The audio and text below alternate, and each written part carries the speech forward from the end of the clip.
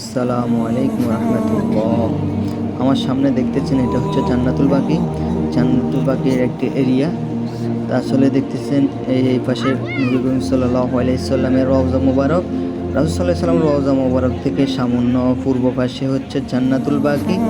তো এখন আমি যাচ্ছি জান্নাতুল বাকির দিকে। আসলে এখন হচ্ছে ফজরের পর। তো সবাই যাচ্ছে জান্নাতুল বাকিতে শুয়ে থাকা হাজার হাজার সাহাবায়ে কেরামকে সালাম পেশ করার জন্য। তা আমিও যাচ্ছি তাদের সাথে, আর আপনাদের সাথে শেয়ার করব বিষয়টা। আসলে পবিত্র মদিনা শরীফে আসলে আসলে যে পরিবেশটা দেখি অনেক সুন্দর একটা পরিবেশ। আর মদিনার বাতাসটা, সকালবেলা বাতাসটা আসলে হৃদয় কেড়ে নেওয়ার মতো একটা বাতাস। আসলে এটা যারা আসে তারাই বুঝতে পারে। তো এখন আমি যাচ্ছি জান্নাতুল বাকির দিকে, আপনারা আমার সাথেই থাকুন। আর যে জান্নাতুল বাকিতে শুয়ে আছে হাজার হাজার সাহাবাই কেরাম, আর এবং কি রাসূল করিম সাল্লাল্লাহু আলাইহি সাল্লামের পরিবারের সদস্যরা, আমাদের কলিজার টুকরা মানুষগুলো এখানে শুয়ে আছে।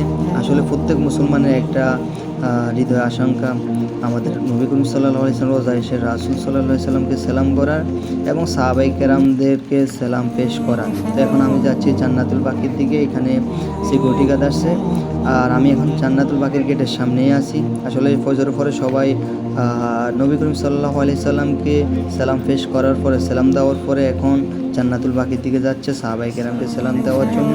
আর আপনারা একটা জিনিস এখানে খেয়াল করবেন, জান্নাতুল বাকিতে কোনো বেদাত জাতীয় কোনো কাজ করা একেবারে উচিত না। এখানে সিকিউরিটি গার্ড আছে, আপনারা যদি কোনো কিছু করতে চায় কবরকে নিয়ে, তাহলে তারা সঙ্গে সঙ্গে বাধা প্রদান করে। আর আপনারা দেখতেছেন ক্যামেরার সামনে এগুলো সব সাহাবায়ে কেরাম। সামনের দিকে যত কবর আছে এগুলো সব পুরানো কবর, যেগুলো সাহাবায়ে কেরাম স্বর্ণের মানুষ সকল শুয়ে আছে জান্নাতের বাকিতে।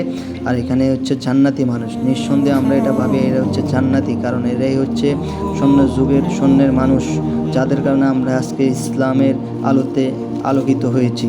তো আসলে দেখতেছেন আমি এখন আছি জান্নাতুল বাকিতে। আপনারা একটা জিনিস খেয়াল করবেন, এখানে আপনারা কবরের সামনে দাঁড়িয়ে বা মোনাজাত করবেন, তারপর কবরের সামনে দাঁড়িয়ে বা কোনো কিছু প্রার্থনা করবেন, এগুলো করার জন্য সুযোগ দেওয়া হচ্ছে না। আপনারা একটা গেট ওপেন করা আছে, আর সোজা সামনে রাস্তা দিয়ে দেখতেছেন সবাই ওই গেট, আরেকটা 2 নাম্বার গেট দিয়ে সবাই চলে যাচ্ছে। কারণ হচ্ছে কি এখানে দাঁড়িয়ে থাকি আপনি কোনো কিছু করবেন, এটা সুযোগ দেওয়া হচ্ছে না। হ্যাঁ, তারপর আপনারা এখানে আসার পরে আপনারা সূরা ফাতিহা, সূরা ইখলাস পাঠ করবেন। পাঠ করে জান্নাতি মানুষদের জন্য আল্লাহর কাছে দোয়া করবেন, আল্লাহ যেন তাদের সাথে আমাদেরকেও কবুল করে। এই দোয়াটা আপনারা করবেন। আর সামনে দেখতেছেন এটা হচ্ছে জান্নাতুল বাকির সামনের দিকগুলা যে কবরগুলো আছে, মাকবারাগুলো আছে, এগুলো হচ্ছে কি জান্নাতি মানুষদের, সাহাবায়ে কেরাম রাদিয়াল্লাহু তাআলা আনহু। তো আসলে আপনারা আসবেন, সাহাবায়ে কেরামদেরকে সালাম পেশ করবেন, আসসালামু আলাইকুম ইয়া আহলাল কুবুর। তারপর আপনারা সূরা ফাতিহা, সূরা ইখলাস পড়ে, দুরূদ শরীফ পড়ে আপনারা আল্লাহর কাছে দোয়া করবেন।